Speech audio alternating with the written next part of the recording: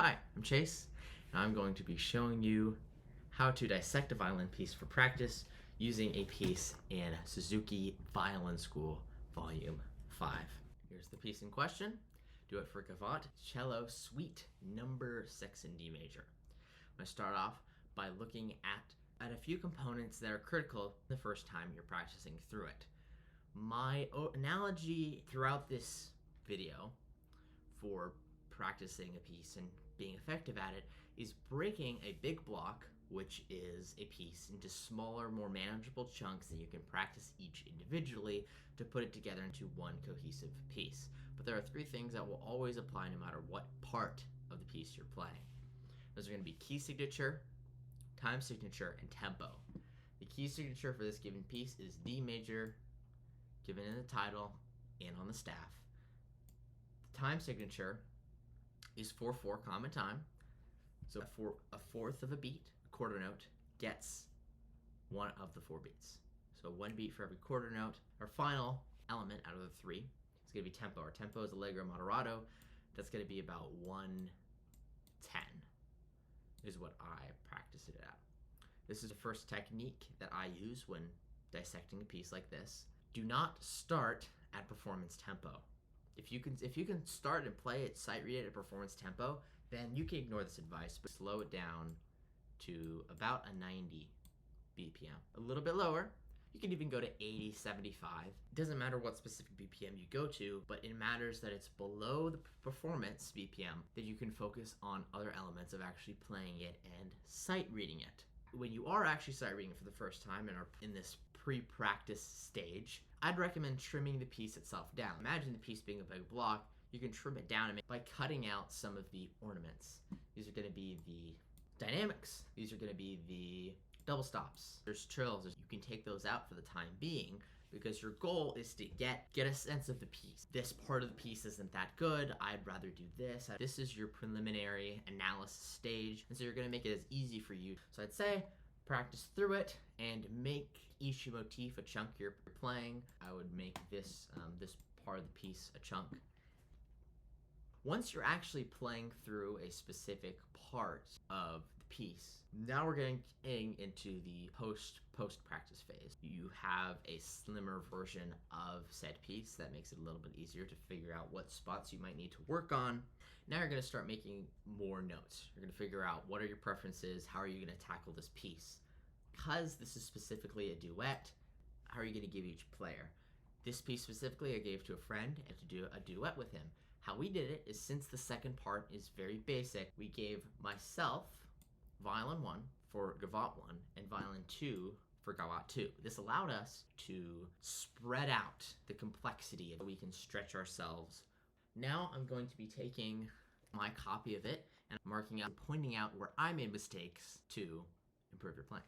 First trouble spot is intonation on double stops.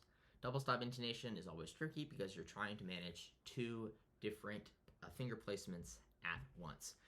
In this specific example, this is a trouble spot. I'd like to bar line a specific section. So for this section here, I had trouble with the intonation here. I'm going to give myself a buffer because in reality, you're not going to be on the same finger placements over and over again. You're going to be moving around and you're going to have to be able to put it into the right position. One more thing that I forgot to mention is a component you definitely want to look out for is bowing. For example, in this section, you have many measures without bowing markings, and that can confuse people. That confused me. I certainly would want to write in bowing markings. My rule of thumb is to write bowing markings for about every measure. Typically, I don't want to write it for every single note, but the start of the measure is just fine. So we do down, up, down, up, down, up, down.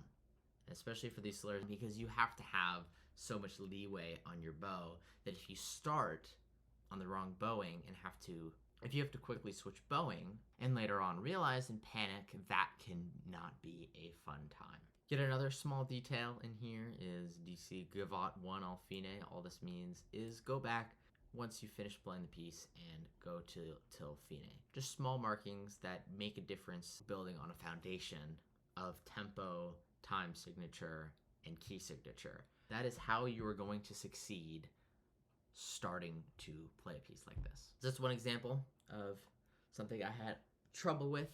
Biggest thing throughout the whole piece by far is tempo. I would play parts like this at a faster tempo, closer to performance tempo. When we got to sections down here, I was not playing it even close to that, which meant that I had to slow down the other parts because I didn't want it to be unbalanced. In this example here, we have a nice tempo. We switch to the hard part, the tempo is going to slow down or speed up. It's not going to feel cohesive. And a lot of times when it speeds up or slows down, it's what you want, and it's not the performance tempo, which means you might go from a 100 BPM down to an 80 or 70, so it makes the piece sound a bit off. So I'd slow down the whole piece or break it into chunks. So for example, this section here was also another treble spot. Again, bar it in, star it, and repeat. This section was particularly tricky because of fingerings. Accidentals can be another one of those elements that you always want to make sure you have under control, especially because in this duet part, following along with, not the dynamics, the accidentals. If you're not playing accidentals, it's going to clash.